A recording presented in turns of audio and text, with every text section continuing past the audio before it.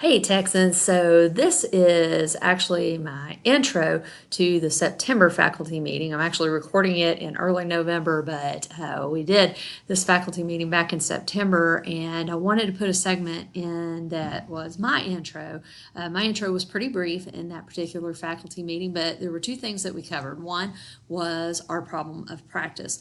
And our problem of practice is when you're looking to develop a problem of practice is a thing that if you did that thing better on your campus, then your campus's performance would improve, your students' performances would improve. And so over the July break, I say break, we actually were working pretty hard. But in July, a group of us came together and worked to define a problem of practice for our campus. And so what we talked about was the idea that maybe our staff could benefit from additional strategies, particularly student-centered strategies. And so what we came up with was that the problem of practice is that maybe not every student at NHS was benefiting from student-centered instructional strategies and having a suite of strategies to refer to and have available to us so that all teachers could use them to reach all students. Maybe some teachers had that repository of strategies, but not all.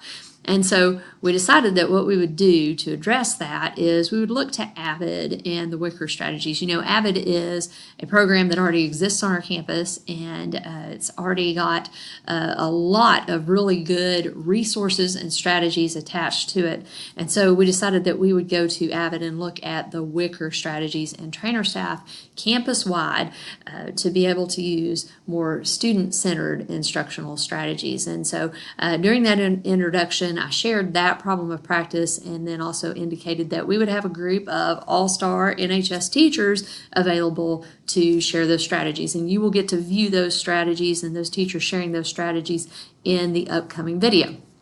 The next thing that I talked about was our need to be able to look beyond the graduation stage. And you've probably heard me say this a lot of times since September, but sometimes we get a little hyper-focused on doing whatever it takes to get a kiddo graduated, and that's fine, but graduation's not the end game. High school graduation is not the end game. It should only be preparing our kids for what lies beyond walking across the stage in that red robe. And so I shared with you our need to start to look at things beyond the graduation stage. And with that, then we kicked it over to Todd, who talked to us about Texan Academy and trying to help some of our Texans who have gotten behind and kind of lost hope of graduating, helping them to get graduated so that they could approach some things that lie beyond the graduation stage.